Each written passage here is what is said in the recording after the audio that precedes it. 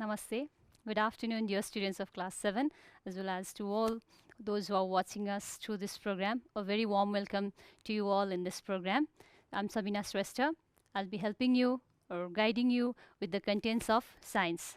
In previous classes, we finished the topic measurement, first unit of the lesson, the first unit of the course from physics side. Measurement is done, and today it's the second unit that we are going to start. The second unit is force and motion. Slightly you might have already studied about it in class 6 as well. So force, under force, today we are going to study force and its types. What is force, what are the effects of force, and what are the different types of force that we are going to learn in today's class. So let's get started. So force, when we hear the topic force, what do you remember? What do you remember when I say like the word force? What do we remember? Of course, we understand something like most probably a push or a pull, or with applying some force somewhere, yeah, to pull the object, to push the object using your muscular force, or different types of such activities you might remember. So what is force then? Let's get started with some activities. So here I have an iron ball here. Like right now, if it's kept in the rest position like this, see, I think you all know about, you have studied in previous class as well about rest and motion. Right now the body is in rest. We all know rest is the position in which the body does not move. Like if I stay still, I'm in rest position, and if I move from one place to another place, I'm in motion. We all know a body is said to be in rest if it does not change its position with respect to the surrounding. Like here, if I just make it hold still, yes, it's in rest position if it doesn't move at all. Then if it's moved, see, now it's in motion. Yeah, it's in motion, it's moving. We have lots of examples related to rest and motion. You might have studied in previous classes as well related to rest and motion. And we all know rest and motion are the relative terms. Nothing in the universe is in complete rest, because we all are on the earth, yeah, and earth is itself rotating, revolving, it's in motion. We are directly, indirectly in motion as well. So here, why we are discussing about rest is, we are going to connect it to force. So here, this body is in rest right now. Now if I apply some force, like I will just apply some force, see, the body is moved. Yes, the body is moving. See, its position is changed. It was in rest before, and when I moved it, see, when I just apply some force, then it's moved. Its position is changed. Now it's moving. It's moving, and if I apply full force and hold it still and make it stop like this, I can stop the moving one as well. And the motion position has now come to rest. Yes, we can see. So rest, motion. So what can we say?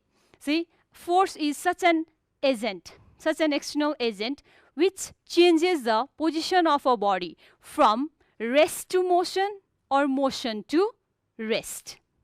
It changes the position of a body. If it's in rest, it can bring it to motion, or if it's in motion, it can bring it to rest. So force is that external agent. In previous classes, you might also have learned like it's a pull and push. Of course, force is pull and push as well.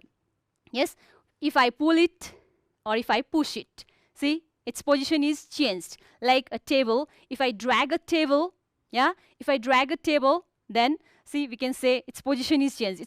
The table is in rest position, and if I simply drag it, yeah, if I pull it, then its position is changed, it's in motion. And again, if I push it, again its position is changed. So a push or a pull which changes or tries to change the position of an object from rest to motion or motion to rest, that is called force. And force, we all know it's measurable. We can measure the amount of force. So of course it's a physical quantity, and under physical quantity, like afterwards in further classes you will learn about scalar and vector quantities, and a force has both magnitude and direction. That's why a force is called a vector quantity, because it has certain value and moves, the direction is fixed over here, in which direction the force is applied. So it has force has magnitude, and direction. So it's a vector quantity. If it has only magnitude, it would be like scalar quantity. In further classes, you'll be learning more about it, about scalar and vector quantity as well. Right now, you remember force is a vector quantity. And if you talk about SI unit, in previous lesson, if you remember about in measurement, we learned different units. Yeah, we learned about different types of like units or quantities, fundamental quantity, derived quantity, and we learned the fundamental units. Yeah, and the SI unit, in SI unit, the length, the SI unit of force is Newton. Okay, SI unit of force is Newton. You can just check here. See, the definition is clear. I've already explained about it. It's a physical, and in physical also it's a vector quantity having both magnitude and direction, and its SI unit is Newton. Yeah, and its Celsius unit, like length is measured in centimeter, mass in gram, and time in second in Celsius system. Similarly, in Celsius system, the force is measured in dyne, D-Y-N-E. This is about force. Yeah. Now lots of effects of force are there. Effects of force. What are the effects of force then? So force does various activities. It shows various effects. So what are the effects of force then? Let's study the effects of force. See, as I've already said, just before I said, if a body is in rest position, yeah, if a body is in rest position, by applying force, we can change the position of a body from rest to motion. Yes. So effect. This is an effect of force. You can check in the screen, the picture as well. See, like the person is, two people, they are pushing, yeah, pushing the bicycle, and see, it was in rest in the beginning and it's been moved by applying some force. So force changes the state of a body from rest to motion. A player is ready to kick the ball. Ball is in rest position, yeah, and if it's kicked, then it comes to motion. So it's one of the effect of force. Secondly, force changes the state of a body from motion to rest as well. Second effect, you can check over there, the goalkeeper, it's just holding the ball. The ball was kicked, yeah, and then after it's just trying to hold the ball. The ball was in motion when it was kicked, yeah, and the ball was held over there, and then after the moving ball came to rest position. You can check over there. So the motion, the ball which was in motion, it was brought to rest by holding it. Then after, you can just check another figure, the one, it's cycling. See, it was in motion. If it would go on moving it would in motion. If it wants to stop it can simply hold it and it can come to rest. So body can be brought from motion to rest by applying force. Second effect. Third effect, if we say by applying force, we can change the speed of the moving body. You've experienced that while cycling or doing whatever, while running, walking, playing, whatever. If you just like apply more force, you can run faster. You can increase your speed. Yeah. But like now, okay, I'm quite tired and I want to slow down. Then if you slow down, then you will apply less force and your speed decreases. Over here in the figure, you can see, yeah, in the picture, like speeding up. When it was speeding up, then the force increased. Yes. And then after, see, if it's going in a steady speed and if less force is applied, then the speed slows down and the motion is then after slowly brought to rest as well. So force can change the speed of a moving body.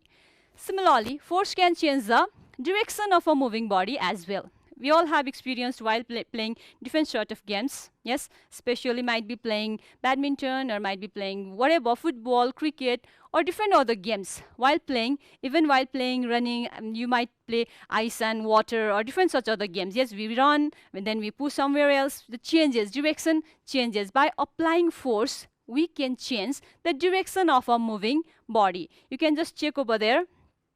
Like after the ball is balled by the bowler, see, the batsman is from one side it's balled and the batsman is hitting the ball and changing the direction of the ball. You can just check over there, from one side the ball is coming and after the batsman hits the ball, its direction is changed. Then after, most probably it gives sixes or fours or whatever, that's there. Yeah. And similarly, while playing badminton or whichever game, like applying force, we can change the direction of the moving body. Like here also, if like it's moving like this, if I want to apply force and change the direction, I can change the direction like this also. Yes, applying force, we can change the direction of the moving body. So, and next one, like by applying force, we can see over there the squeezed lemon, squeezed can juice, or simply for doing practically, like a plain paper is here. It's rectangular in shape right now. If I apply some force, then see, we can easily squeeze it and its shape can be changed. Now, it's like this. Applying some force, we can change the shape of the object. Previously, it was like this. If you apply some force, then its shape can be changed. So, these all are the effects of force. So, we discussed force can change the state of a body from rest to motion or motion to rest. It can increase the speed of the body. It increases the speed of the body. It changes the direction of the body. And also it changes the shape of the body. These are the effects of force. Now let's move on to types of force. We have different types of force. It's very simple. First of all, to start up with, let's start. First of all, the pulling force. You can just check over here, the pulling force. Yeah, the bullock's pulling cart, bullock cart. Then after the person trying to pull that material, you might have played tug of war. Yeah, during your sports meet or in your sports time, you might have played tug of war. Both sides try to pull in your side so that we can win that. We can pull another side to our side and we win our game. Yeah, you can just check in the diagram, pulling force. So what is pulling force then? The force which is used to pull any object. Yeah, the force which is used to pull any object. Like if I want to apply pulling force over here, I can simply pull this table. Yeah, a table is here. If I simply pull it, then we can apply pulling force here. If I simply pull it, this is the pulling force. See, the pulling force being applied. Yes, if I pull it from one side to another side, this is pulling force. I am pulling the object. We can see this is called pulling force simply. The force which is used to pull the object. Yes, the force which is used to pull the object, that is pulling force. It's so simple. With the word also we can easily understand. When you go to different shopping malls, it will be written in the door pull, push, and where you have to pull, you just pull it this side. In case you need to push, you push another side. Another force is like same pushing force. Yeah, the force which is used to push an object. Push an object. Just before like I pull the table, I can simply push it as well. If I push from this side, like in the picture, you can simply take example of the picture over here. The force which is used to push an object, that is called pushing force. Yeah, pushing force. Then it's very clear over there, it's a type of force, second type of force. Now using these two forces only, we can directly define force, the push or a pull, which changes the position of an object from rest to motion or motion to rest. That is called force actually. Yeah, it's one of the types, pulling force and pushing force. Now next one we have is magnetic force. Magnetic force. With the word also we can actually easily understand the different types of force. What do you say? What might be magnetic force? Of course you might have easily guessed magnetic force is the force which is gained by the magnet, or the magnet exerts some force. Yeah, magnet attracts magnetic materials, or magnet attracts magnet itself. The like poles repel, unlike poles attract. That attraction, repulsion is there. The force exerted by a magnet is called magnetic force. A few activities let's do. Like you have already studied a little bit about magnetism in class 6 as well. More in class 7. The whole lesson magnetism is here. Under it you will be studying different properties of magnet, yeah, about magnetization, how to make magnet, how the magnetic properties get destroyed, like demagnetization. All these you will be learning in magnetism lesson separately. Right now we are simply learning about the magnetic force. I have a pair of bar magnet. Yes, a pair of bar magnet is here. I hope you all know the properties of a magnet. Yes, a magnet. A magnet always attracts magnetic materials. Yes, a magnet attracts magnetic materials. And I think we all know the magnetic materials means what? The materials which are attracted by the magnet, like cobalt, nickel, iron. Those are the magnetic materials. Yes, magnet attracts magnetic materials, and this magnet is actually made up of those magnetic materials only, cobalt, nickel, and iron. Now, as I was saying, the first property is magnet always attracts magnetic substances. Yes, If it's a magnetic substance, the magnet attracts that magnetic substance, but it doesn't attract non-magnetic substances like a paper or rubber or plastic like this. A paper piece is here. See, a paper piece is not attracted, but this magnetic substance is attracted. It is not attracted. It's a paper piece, it's not attracted, but if you take the magnetic substance, it's easily attracted. This is one of the property of magnet. And if we talk about other properties, like we all know a magnet has two poles. Yes, north pole and south pole. See, it has two poles. And when this magnet is suspended freely in air, like if you tie it with the help of a thread and if you suspend it freely in air, this magnet always shows the geographical north-south direction. Yeah, that is second property of the magnet. Not only that, other properties are also there, like magnet. The poles of the magnet, as I've already said, these are the poles of the magnet. South pole, north pole. It's marked over here, south pole and north pole. So what you have to remember as the properties of the magnet is, if we collect some magnetic materials like this, if we get some magnetic materials, more and more materials are attracted towards the ends. We can see over here, I have lots of magnetic materials here, the iron nail. See, more and more are being attracted at the poles and very few are being attracted at the center. You can see over here, see, the magnetic force is more at the poles. If I try to keep few at the center, very few or very less only would be attracted there at the center, but more pins would try to get attracted because magnetic force is more at the poles. Okay, like this. See, so these are the simple properties of the magnet, and these properties are exhibited, and we can just say, see, the magnetic force, the force exerted by this magnet, why the magnetic substances are attracted. Yeah, that's because of the magnetic force. We do have one more property as well, like if it's like pole, unlike pole, see here north pole and here south pole. If it's, you can see a dot over here, it's opposite pole. If it's opposite pole, yeah, like poles, then they attract each other. But if it's it is, see, same pole, like you can see the two dots over there, it's similar pole.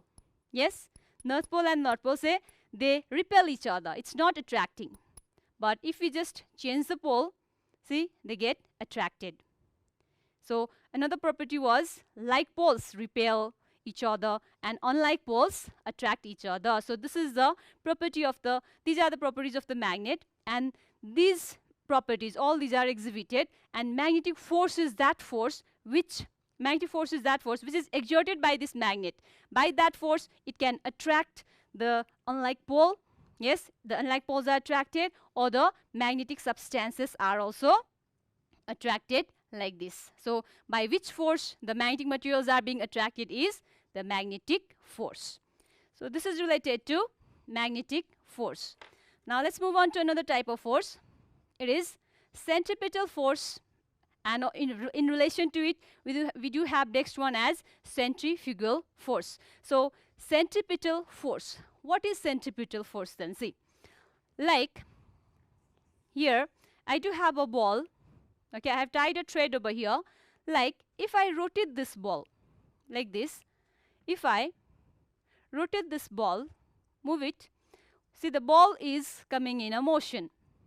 The ball is in motion. I think you all know what type of motion is it. Yeah, it's circular motion. Yes, the ball is moving in circular motion. You studied it in previous class. Now this ball is moving, see, and now what is centripetal force? The force, see, which is trying to pull this ball towards the center, like this, see, the ball is being pulled towards the center. And the center for this condition is my hand. You can see the center of the circular motion. Yes, the ball is trying to come to the center, and as a result, like as centripetal force, with the force which is trying to pull it towards the center, that force is called centripetal force. And now see, while rotating, if I leave my hand, leave the rope, then the ball will move away from the center. This I will show in another centrifugal one. So first of all, what is centripetal force? The force that tries to pull the things towards its center. okay, in a circular path. If the body is moving in a circular path, and if the force, the center, tries to pull the things, the object are pulled towards the center, then that type of force is called centripetal force. You can check the figure as well. See, just like I rotated, it's being rotated, and the centripetal force is trying to pull the ball towards the center. And similarly, you might have experienced this centripetal force, like most probably in vehicles, especially while going for cycling. When you're cycling, when you move, when you just go to the turnings, curved roads, yeah, you happen to bend your body towards the curve. You bend your body towards the curve or not, because you are being pulled towards the center of that curved road. That's why the cyclists, they bend towards the center. You might have seen in like racing games as well, bike racing and all, you can see them bending near to the floor as well, near to the road as well, yes, in the track. So because of the centripetal force, they are being pulled towards the center. That is centripetal force. Now just opposite one is centrifugal force. Centrifugal force is the force.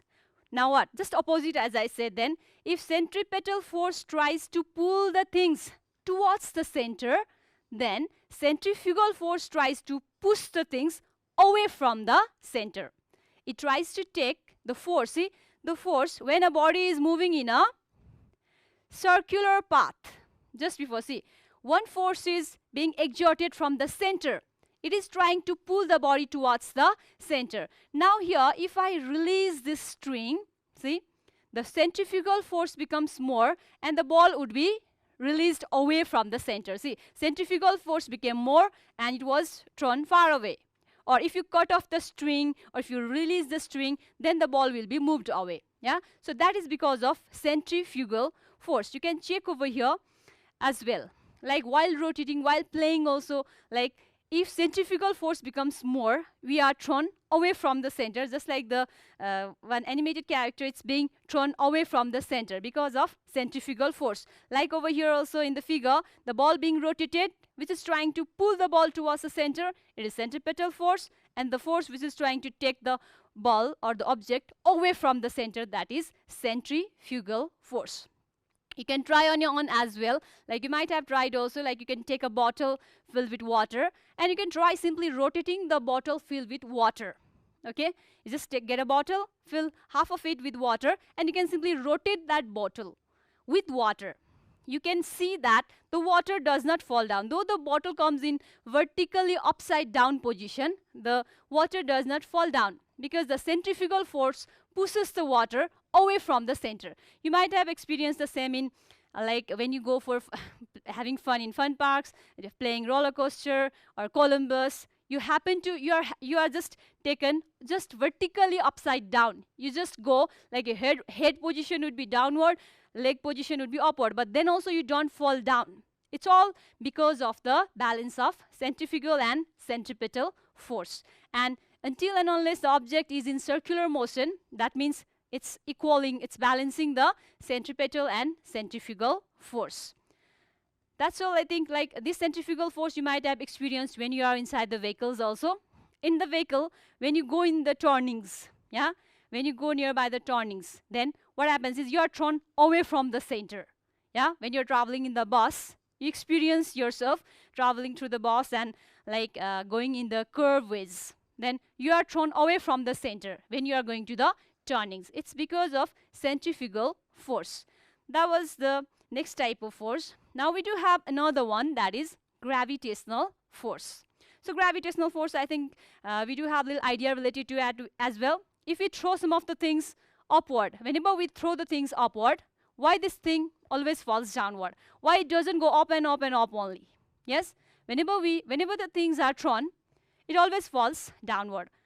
You have seen yourself, when you fall from the ladder or staircase, you fall downward. We have never experienced like we are falling upward. We are going upward. Yes, so we always fall downward. You can see the flowing rivers downward. Yeah, rainfall, it falls downward. All those things fall downward. Why it happens? Why it happens is, of course, a pulling force is there, most probably. Yes, something is trying to pull the things downward. When the fruits ripen, if we do not pluck it out ourselves, then it doesn't go somewhere high up in the sky. Yeah, the fruits themselves fall downward. You have experienced that. So all the things fall downward. That means something is, a type of force is trying to pull it towards it. It's because it's being pulled. That's why the things fall downward. So that is actually called gravity. The force that attracts or pulls all the things towards the center of the earth. Yes, that pulls the things towards the center of the earth. That force is called gravity. And like earth is also trying to pull all the things towards it, and like different other bodies are there, heavenly bodies are there, sun is there or planets are there, all those, they do have their own mass, and like they are trying to attract, pull each other. That type of force is then called gravitational force. The force of attraction between any two bodies. Yeah, it can be sun and earth, or earth and moon, or different planets. Yes, the attraction between any two bodies in the universe, that force is called gravitational force. You can just check over there. We stand on the earth. Yeah, we are able to stand over here just because the earth is trying to pull us. Yeah, we can stand here. If we try to jump up, again we fall down. Yeah, it's not like we can just fly up in the sky. We try to jump up, we might jump 2 feet, 3 feet, 5 feet, but afterwards what happens? Finally we have to fall downward. It's all because of this gravitational force. You can check over here, all the planets revolving, being in a fixed elliptical path, being in a fixed orbit, they are revolving around the sun, and they do not crash over each other. The moon is revolving around the earth as well. This all is happening because of gravitational force. Then next one we have electrostatic force. The force which is produced due to the electrically charged body. Yeah, electrically charged body. Now electrically charged body means like an atom is there, all the objects are made up of atoms. Actually the atoms are neutral. They have equal number of positively charged particles, and they have equal number of negatively charged particles, protons and electrons we say. This also in detail you'll study in further other lessons in matter as well. And all the atoms, see, it's electrically neutral because there is presence of equal number of protons and electrons. Yes, atoms are neutral. But when those objects made up of atoms, when we rub against some surfaces, then they get some charges. Okay, they gain some charges, and then after they are electrically charged, and they can attract some other substances. Yeah, some other substances towards them. Maybe your paper pieces, or hair, woolen clothes and all. Yeah, it is attracted. That type of force which is produced by an electrically charged object is called electrostatic force. You might have experienced that when you get a scale and rub that against your dry hair and try to attract some paper pieces. Those paper pieces are attracted. You can just check in the figure like this. The paper pieces are attracted. It is because when the comb is rubbed or plastic scale is rubbed against the dry hair, they gain charges, and then after they become able to attract other paper pieces or the materials like this. See, like a balloon, if a balloon is rubbed, it also gains charges, gets electrically charged, and becomes able to attract other materials, paper pieces and all. This type of force is called electrostatic force, which is produced or exerted by an electrically charged body. Now last one we have is frictional force. Okay, the last one, frictional force, friction, force produced due to friction. Now what is friction? Is when a surface is moving, like here a body is moving. Yes, a body is moving, then it will try to stop. The surface would try to, see, one is in motion, board is in motion, and this is in rest. It will try to stop. Which is in rest will try to stop this moving body. That type of force, see, which opposes the force of a moving body, that type of force is called frictional force. You might have seen when you kick a ball, the ball will never keep on moving and moving. After a certain time, it will come to rest. Yes, it will come to rest. It is because of the frictional force being exerted by the ground. The ground will try to oppose the force of that moving ball. You can see the pictures over there of frictional force, and few advantages are here. See, of frictional force. Frictional force always, it enables us, it makes us able to carry out our daily activities. Like we can walk, we are able to walk, run, climb, dance because of frictional force. Also, the brakes are applied just because of frictional force. And also, like, we can hold the things. We are able to hold this thing just because of frictional force. If there was no frictional force, we could never hold, we could never write. We are able to write just because of frictional force between this tip of the pen and the board. Then, like, also we are able to walk. We do not slip down. We are able to walk because of frictional force. And now see, few disadvantages are also there of frictional force. You can just check over here. Because of frictional force, more like energy is required. If it's a rough surface, if I need to drag something, then I would need to apply more force. Yes, that's a disadvantage. Like, we get the machine parts or our shoes get turned. Yeah, when you fall down, you get wounded just because of frictional force. It gets friction. And also you can see it causes noise pollution and causes even forest fire and all. Because of the friction between those dried leaves, there may be forest fire as well in dry seasons in forest. And these are the simple ways of reducing friction. We can reduce friction by applying some lubricants. Yeah, you have seen the mobiles or maybe like oil being kept in the devices, in the machineries to reduce friction. Like applying oil. If it's difficult to drag the table, we can keep the wheels below it. Okay, so this is all about the types of force and all. I think you enjoyed the class. Do these practical activities. Enjoy the class. Thank you. Have a wonderful day. Thank you.